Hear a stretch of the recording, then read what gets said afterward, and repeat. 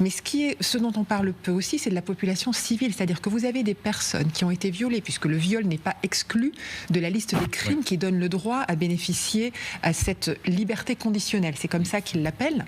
Donc vous avez des personnes qui ont été violées et qui voient leur violeur qui n'ira pas en prison et qui tout sourire. Et il y a des exemples. Vient au tribunal et dit « J'ai décidé de faire acte de rédemption et je suis prêt à verser mon sang pour... il y en a certains qui sont revenus, qui ont été médaillés. Oui, alors ça, c'est une chose quand même, heureusement, je ne sais pas si on peut dire heureusement, mais au tout début de la guerre, ceux qui s'engageaient, les prisonniers qui s'engageaient, bénéficiaient au bout de 6 mois, s'ils étaient encore en vie, mais certains l'étaient, d'une amnistie totale et ils revenaient chez eux avec un casier judiciaire vierge. Et il y a des communes en Russie dans lesquelles il y a beaucoup d'anciens prisonniers qui sont revenus, qui ont continué à perpétrer leurs méfaits et en plus, ils n'étaient pas à l'époque condamnés pour récidive puisqu'ils avaient un casier judiciaire vierge. Là, au moins, Poutine, je ne sais pas si c'est sous la pression, et puis à renoncer à cet aspect des choses. C'est-à-dire qu'on n'a pas d'amnistie totale. Mais néanmoins, il y a des personnes qui ont très peur, justement. Imaginez, mais vous avez été violé par quelqu'un, on vous dit il part au front, mais la personne peut revenir en permission. Enfin, c'est quand même horrible, la menace qui pèse sur l'ensemble de la population civile. Des criminels qui avaient tué des hommes et des femmes, la famille qui voit revenir ce criminel dans le même village. Enfin, c'est hallucinant. Ça, c'est vrai que c'est un aspect de la guerre russe qui, à chaque fois, nous stupéfie. Mais c'est ce que disait François Clémenceau. Je suis désolée, mais il n'y a aucune pitié. Les dirigeants russes n'ont pas de pitié pour leur peuple. Pour les victimes, en plus. Et puis il y a le point le plus évident, quand même, qu'il faut rappeler, c'est que visiblement l'engouement de la population russe pour cette guerre est assez limité, puisque Poutine est une fois de plus obligé de faire appel à des prisonniers, de raccourcir le mode de recrutement. Donc il a quand même un problème de recrutement. C'est ça le fond de cette affaire. Alors vous, le soldat, le militaire, l'homme de l'armée, qui voit la façon dont se forment les bataillons russes. Oui, alors ces bataillons de prisonniers, alors on l'a fait dans l'armée française, ça s'appelait les bataillons d'Afrique, les Batdaf ou les Joyeux, et c'était c'était le même principe, on échangeait des peines contre des contrats d'engagement. Bon, globalement, ça n'a pas forcément donné militairement d'excellents résultats. C'est-à-dire que là, vous avez des gens qui ne sont pas du tout motivés pour ça, qui sont là pour échapper à une peine de prison. Ça ne fait pas les meilleurs soldats, loin de là. Très clairement, ça pose des tas de problèmes, d'ailleurs, généralement de discipline sur le front. Vous avez... Il n'y a qu'à la Légion étrangère, pardonnez-moi mon colonel, que ça continue d'exister.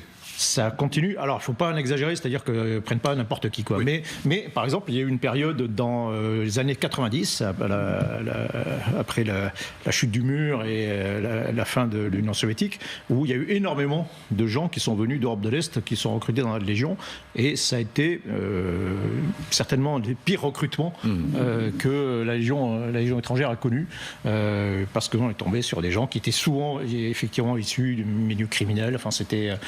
Dans la Légion, aujourd'hui, jusqu'à quel degré de crime on peut être recruté ? Ça va pas très loin. On ne recrute pas des criminels, des violeurs. Non. Des voleurs. Des délinquants. Des délinquants légers, on va dire, mineurs. Mais on l'a fait aussi, pas seulement dans la Légion, encore jusqu'à dans les années 70, pour partir au Tchad, on disait à des jeunes, écoute, t'as fait une connerie, là, bon allez, on laisse tomber, mais tu vas partir au Tchad, au 3e régiment d'infanterie de marine, et tu vas te taper un an de... Et comme vous dites, pardon, c'est pour des conneries. Oui. Non, on n'est plus, plus sur des criminels. Mais donc, ça fait de mauvaises troupes.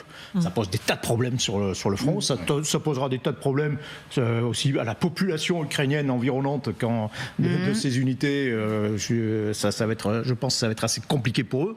Et puis, ces gens-là vont effectivement revenir aussi.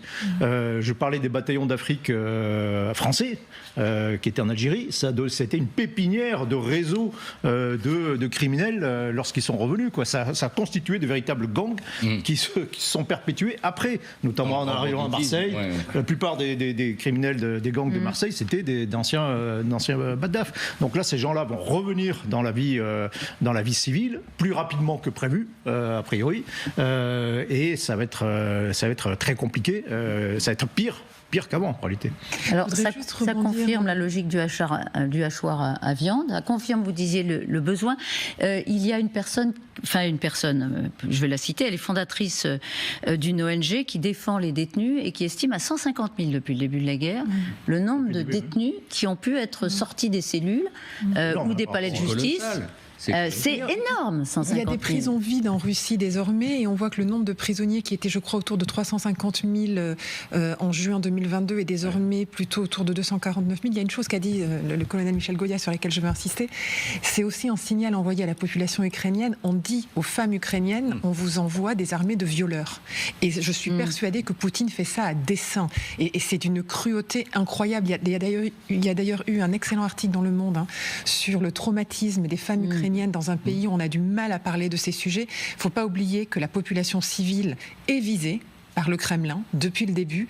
Et je suis persuadée que si Poutine laisse s'ébruiter le fait qu'il recrute dans les prisons, y compris des violeurs, c'est certainement un signal qu'il envoie à la population ukrainienne. Et à propos, les femmes sont aussi concernées par cette loi du 19 mars. Les femmes en prison, elles aussi, elles ont droit à la même proposition de sortie de cellules contre services rendus à l'armée, à des postes d'infirmières, par exemple. Alors certaines, en minorité, vont sur le front, mais c'est majoritairement des postes, on dit, d'infirmières ou pour aider à la construction de drones. Voilà, opératrice de drones, sniper. Ouais. Un sniper, quand même. Ouais, sniper. Ça, c'est une vieille tradition russe de snipeuses pendant la Grande Guerre patriotique. Stalingrad. Oui, vous aviez plein de femmes qui étaient tireurs d'élite et qui ont tué certaines ont tué des centaines d'hommes, de soldats allemands.